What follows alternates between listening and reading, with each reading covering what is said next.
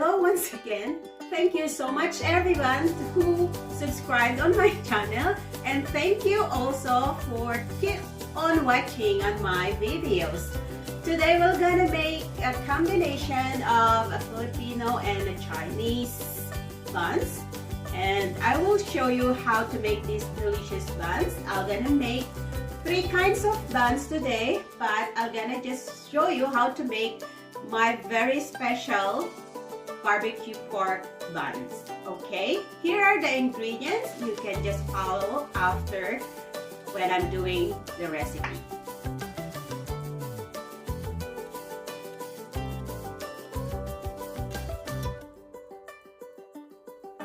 So, ngayon, gagawa tayo ng halaman para sa ating barbecue pork bun. Prefer ko ang pork belly. Tatanggalin natin yung skin like this, and then tanggalin natin yung konting mga fats.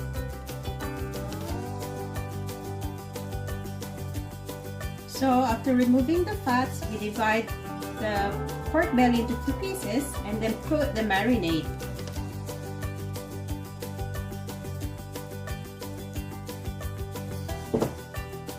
About 4 tablespoons.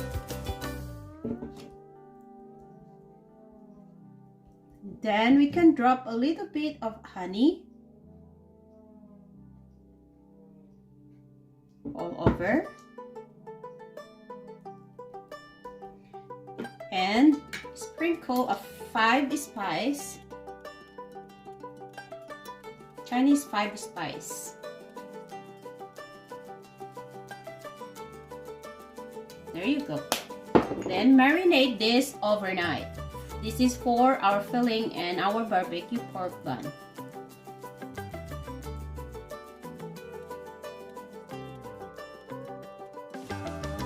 Then ilalagay po natin sa ziplock para pantay po ang kanyang pagka-marinate, and i-marinate natin ito ng 24 hours at least para yung lasa pumasok sa loob ng karne.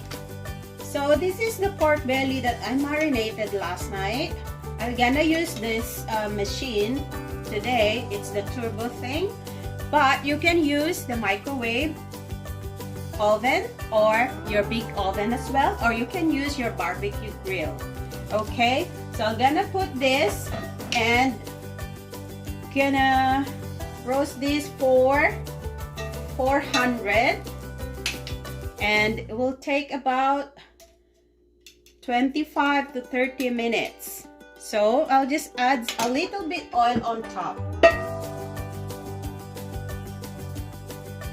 There you go. And then we're gonna use this marinade sauce to baste this later. So I'm gonna set this to 25. There.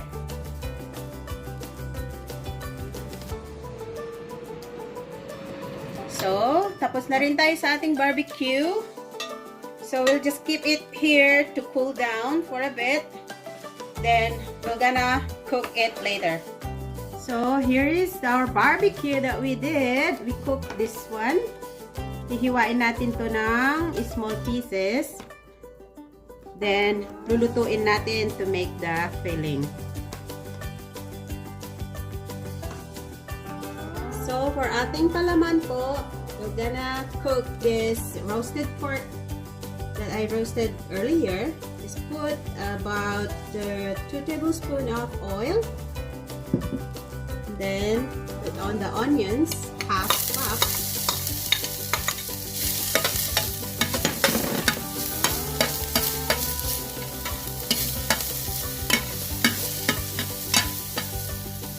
Tapos, ilalagay na natin yung roasted pork.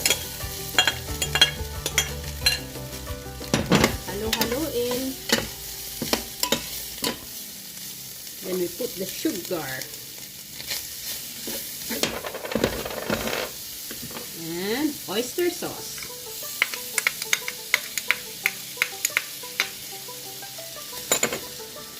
Next, soy sauce. And then we put the chicken stock. Haluin natin yung karne and then pakukulian at tatakpan natin for 5 minutes. So after 5 minutes, malambot na ulit ang ating karne. Ilalagay na natin yung natunaw na cornstarch. Dahan-dahan para lumapot yung filling natin.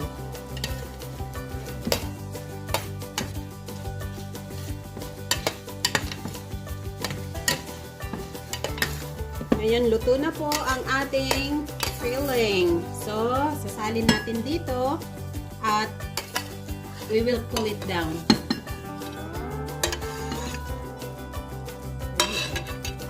So, start doing our dough. Put the milk first.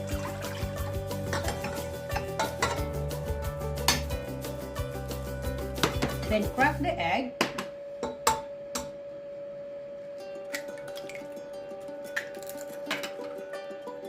Next, put the sugar, the flour,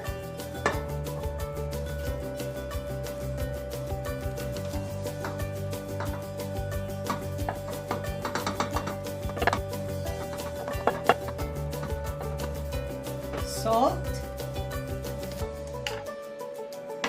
and the yeast. It's already been activated, so just put in.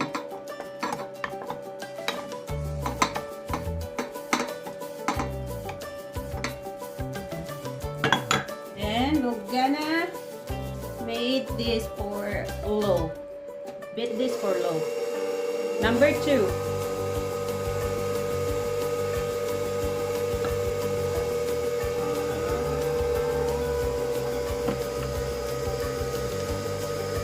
For about 15 to 20 minutes.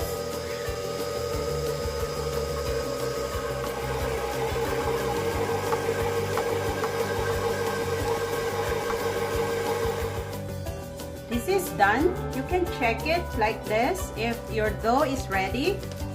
So it's like this. So I'll just have to do this for about 5 minutes. I put oil on my board.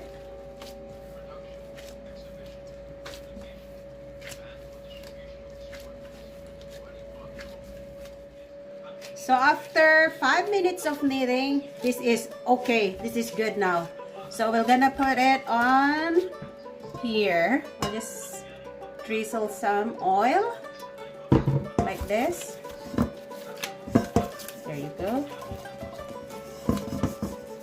And put a little bit oil on top also, like that. Then put there and cover it with towel. Leave it for about 1.5 hours to rise up, and see you later again. So now here is our dough na sinet aside natin while ago. Ipapunch lang natin dito sa gitna para maalis yung hangin. Ganyan. Then, lalagay natin dito sa ating working table. So, ikakat na natin ito. First,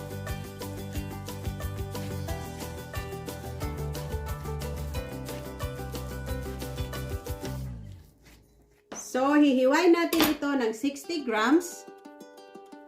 Tapos, ilalagay natin dito. Ganyan. Maging ball.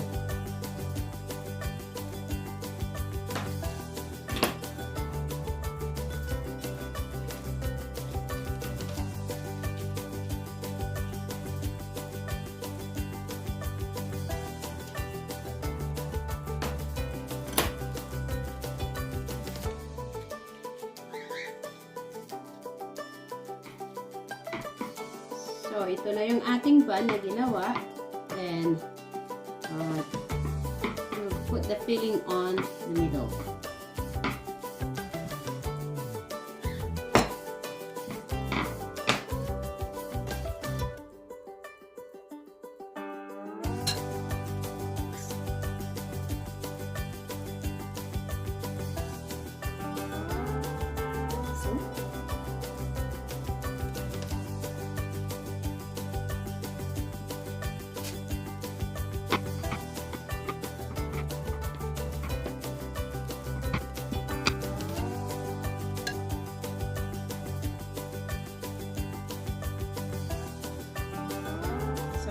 Pagkatapos po natin malagyan ng palaman, tatakpan po ulit natin siya ng cloth at ililib natin siya ng 1 oras.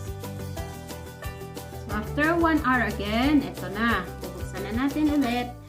Pagkatapos ay lalagyan natin ng egg wash. May natira tayong flour na hindi natin nalagyan ng filling. So, nilagyan ko siya ng hotdog. So, lalagyan lang natin, ipabrush lang natin ang top. Ito is 1 egg beaten plus 1 tablespoon of water.